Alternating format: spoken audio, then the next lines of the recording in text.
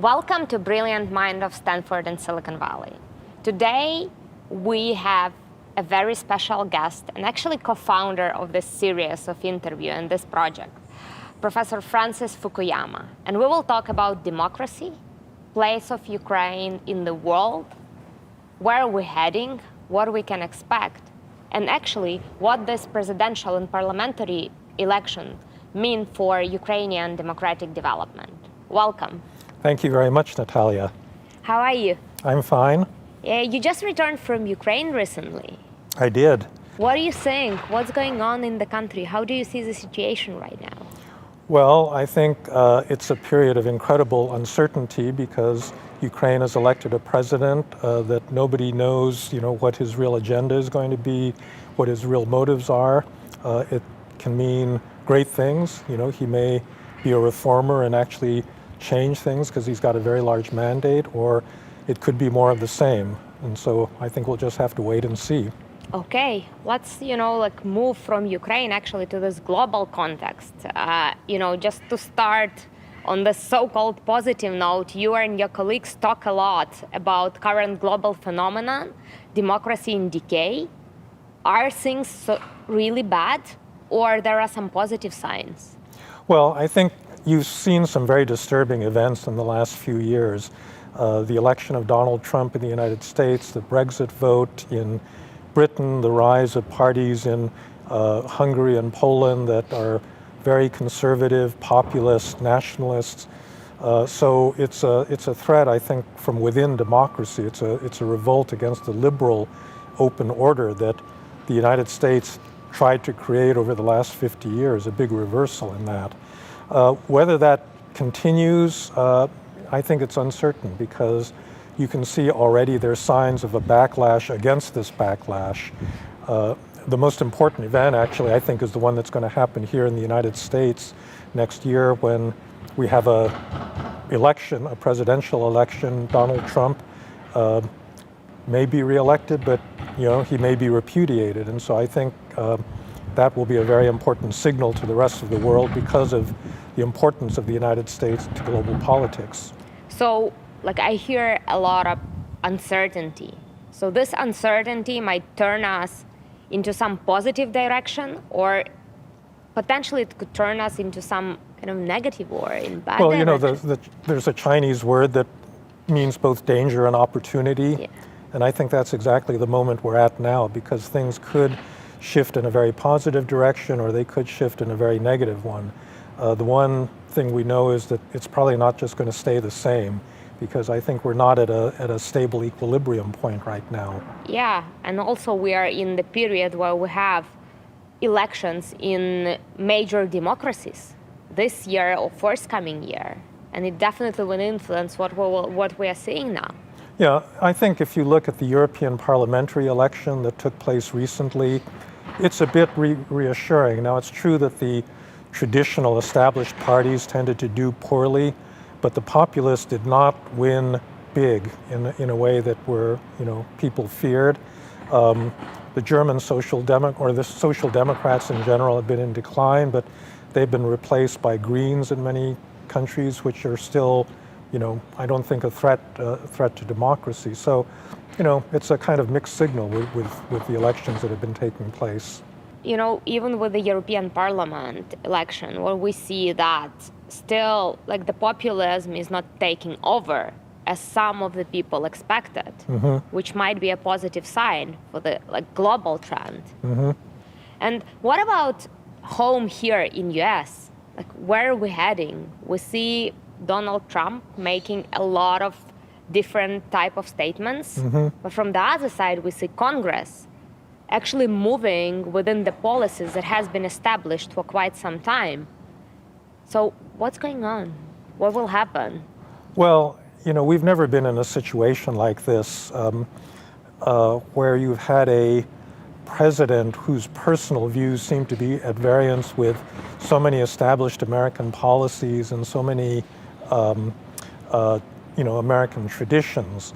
I think that he has a base of support that's probably no more than 40% of the country, so he doesn't really reflect, a majority of the American people. But he's elected and he has certain powers, and so he's going to continue to do, we're going to have, I think, a schizophrenic policy. If you look at policy towards Ukraine and Russia, it's completely schizophrenic. We've had very stiff sanctions placed on Russian individuals, on the country as a whole.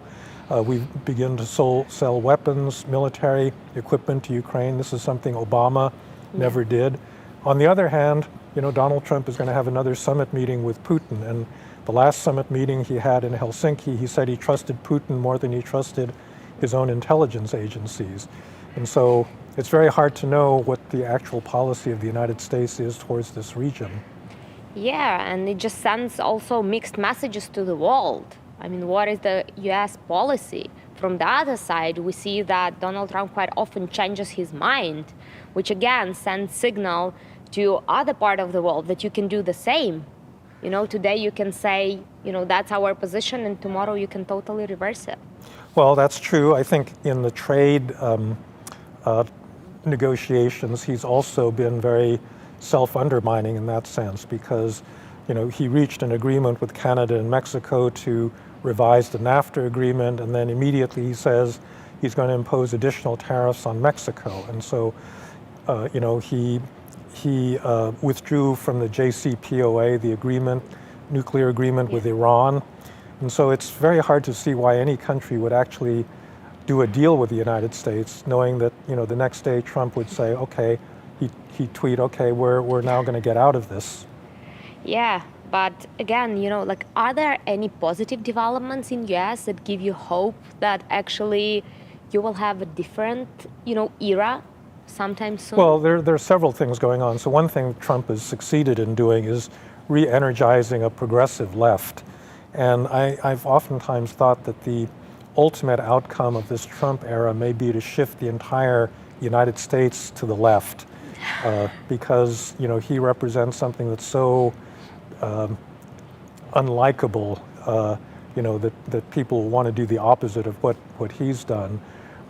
There are areas of policy where I think he's actually been successful. I think that there's a growing consensus that you can't continue to do business with China the way we have been, that they've not been playing by international rules, and I think he's certainly gotten their attention. The trouble is that his actual execution of these policies leaves a lot to be desired, precisely in the terms you were just saying, that he's not consistent. It's really not clear what the United States wants ultimately, even when he seems to be doing the right thing. What about positive developments globally? We just touched upon the European Parliament. Are there any other positive developments that gives you hope in terms of? I just returned from Ethiopia. Ethiopia for the last year has had a new prime minister who has released about 1,500 political prisoners. A woman that was associated with our Draper Hill Summer Fellows program had been in prison, and now she's the head of the Electoral Commission that will be overseeing the election next year. You've had an uprising in Sudan, another one in Algeria. After the Arab Spring seemed to fail, people said, well, that's it for the Arab world. There's not going to be anything going on in terms of pro-democracy movements. But in fact, these things continue to happen. Armenia, so there's places in the world where I think people are demonstrating that they still want democracy. They don't like authoritarian government. What about Europe? Brexit, UK? It's still not clear where we're heading and what will happen after this long period of actually negotiating Brexit. Well, I think that the one thing that's pretty clear is that the hardline pro-Brexit people really don't have a way to solve the problems that a hard exit is going to produce, which I think will be pretty catastrophic for the British economy. I think they're still hoping that that the EU will accede to their demands once they see that this is going to happen, and I just don't think that is going to happen. And one of the things that's produced is there's no other country now that's talking about leaving the EU, when they see how hard it is for Britain to do that. Just kind of a systematic insight from Brexit. Don't you think that actually putting this issue on the referendum or, for people to vote was not the best moves in terms of democratic development, to put the issue that is so complex and complicated for people actually to understand all the consequences and details? Well, I think that David Cameron is going to go down in history as one of the worst British prime ministers for having suggested a referendum.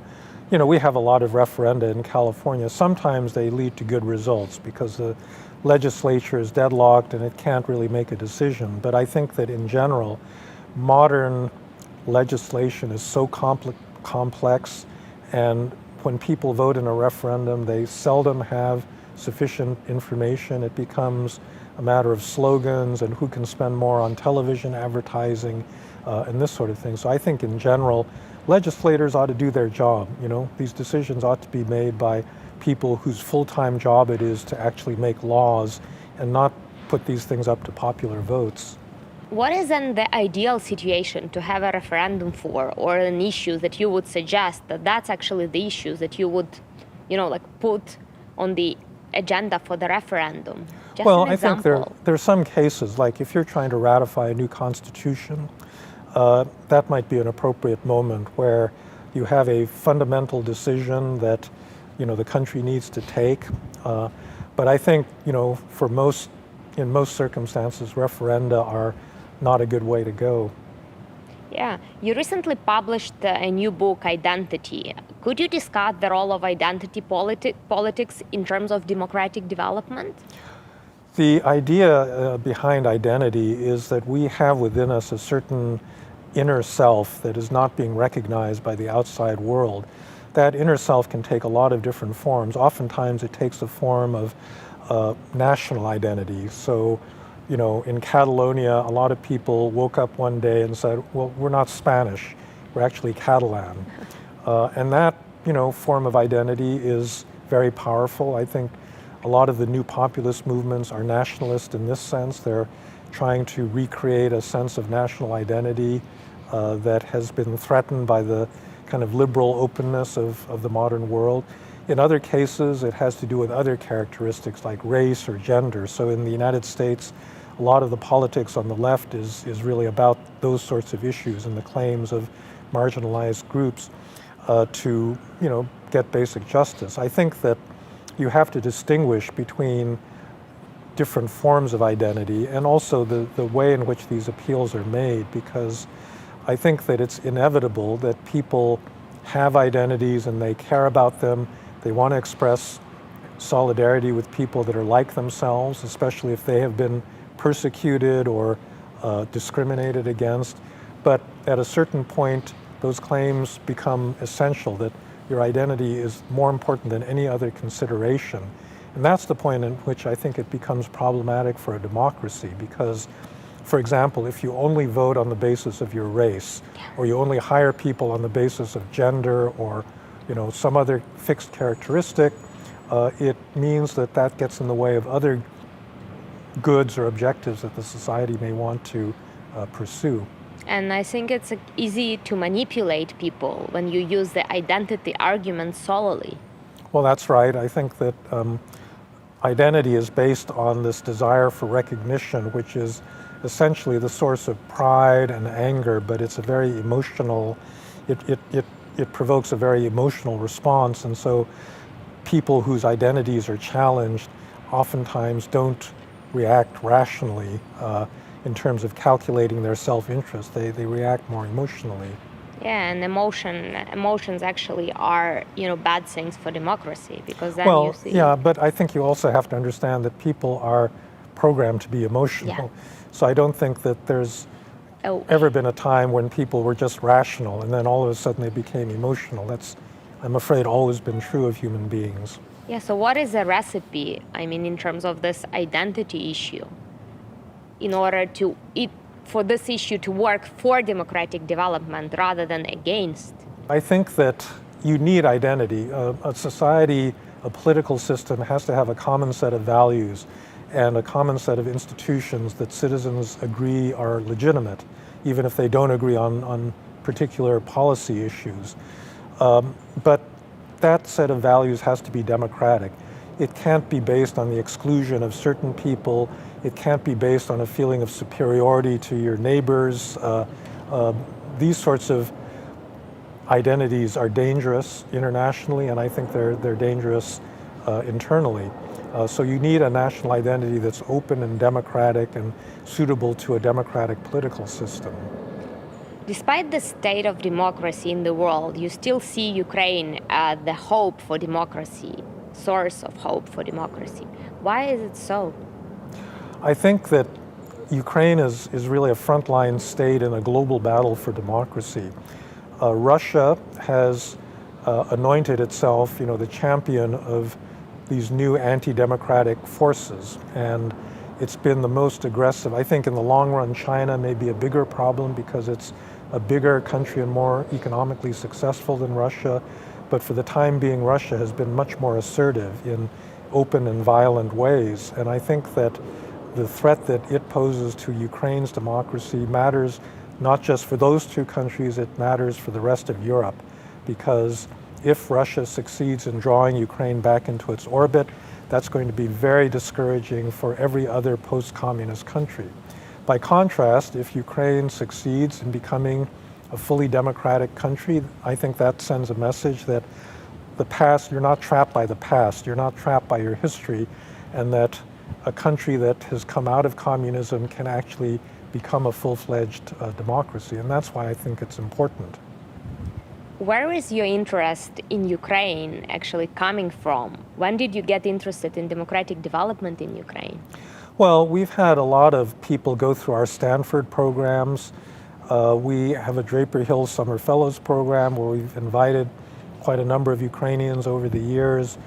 I have a Leadership Academy for Development program that I've now taught 5 times in Ukraine, and so I've gotten to know a whole generation of young Ukrainians that want basically a European Ukraine, and I think every time I go, I'm really encouraged by the people I meet. It's all these individual connections that I've made that have really been the basis for that interest.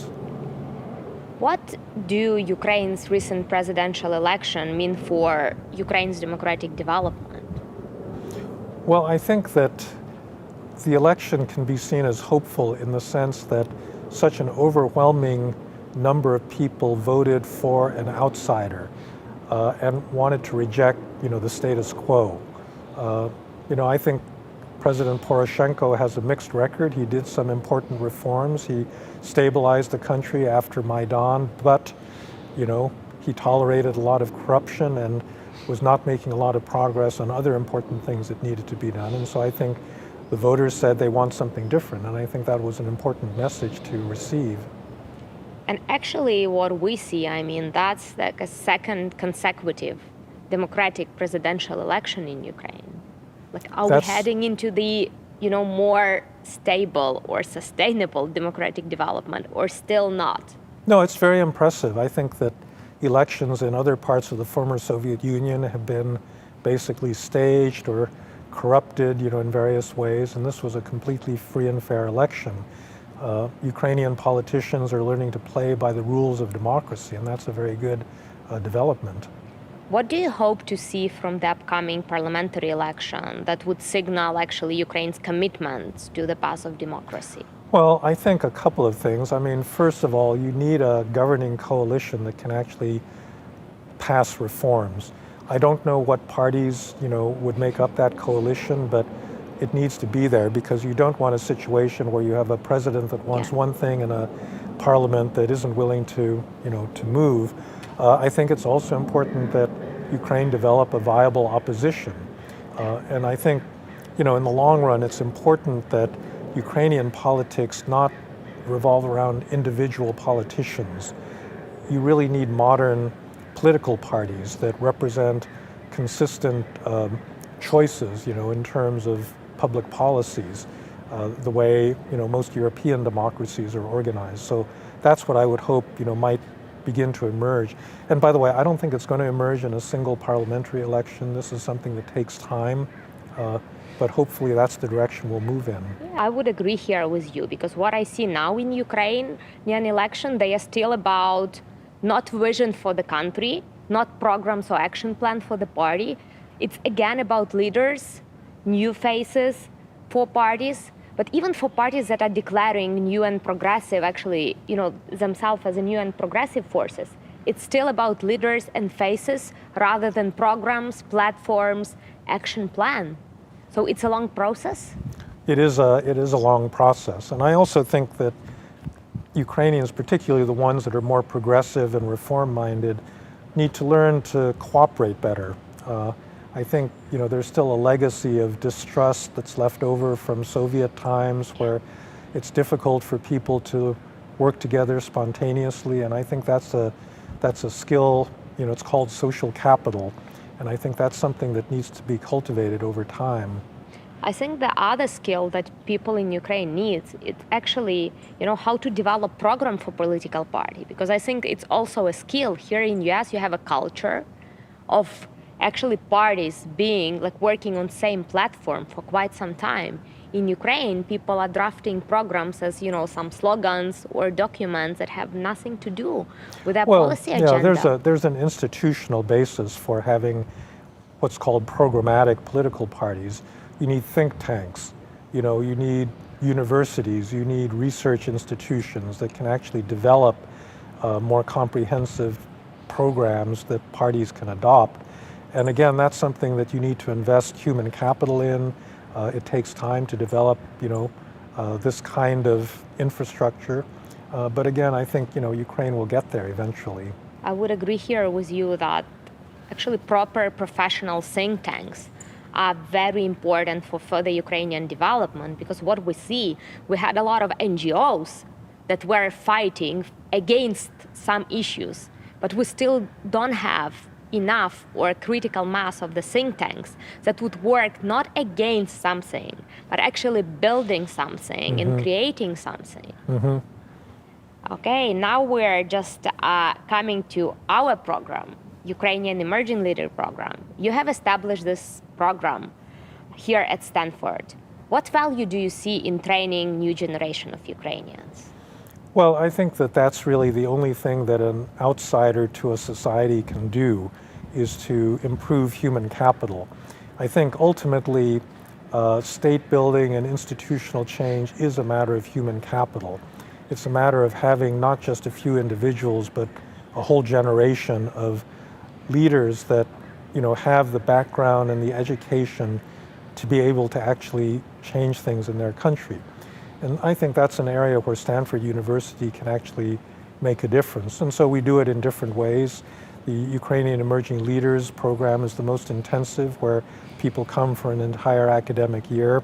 We have shorter programs as well that help people along these lines. And the idea is to build a network, ultimately, of people that know how to work together and are able to actually change things in a realistic way. You are here with your colleagues at Center for Democracy, Development and Rule of Law, developed a very interesting approach to tackling policy issues, which is called the Policy Framework Analysis and Development, which uses design thinking approach to actually tackling the huge political issues or issues on political agenda. Walk us through a bit. Well, this is something that we've generated over the last 10 years. We teach a lot of mid-career people that are already in a leadership position. And we have been trying to think about how to train them to actually be able to do things in the real world. And so this approach is our answer. It's a set of skills that go beyond the technical training that you get in most professional programs, that goes about explaining how to manage stakeholders, how to build coalitions, how to communicate better. All of these are just as important as having the technical ability to do a policy analysis. So policy analysis is not only about making stakeholders map and then drafting the law or drafting the legislative act.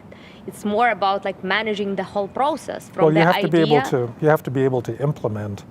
There are many countries in which you have a lot of beautiful laws, and none of them are implemented, and that's something that needs to be addressed by educational programs.